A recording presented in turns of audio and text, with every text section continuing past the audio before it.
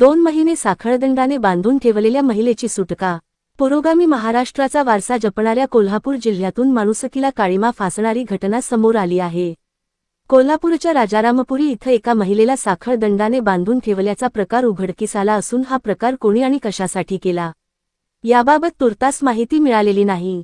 या घटनेची माहिती मिळताच कोल्हापूर पोलिसांचे क्राईम ब्रांच आणि राजारामपुरी पोलिसांनी घटनास्थळी दाखल होत महिलेला साखळदंडातून मुक्त केलं आहे। सारिका साळी वय 40 असं या महिलेचं नाव असून पोलिसांकडून महिलेची सुटका करण्यात आली आहे। संबंधित महिला वेडसर असून रस्त्यावर फिरताना काहीही उचलून घेते आणि खाण्याचा प्रयत्न करते, म्हणून तिच्यासमवेत असे कृत्य केल्याची प्राथमिक माहिती आहे।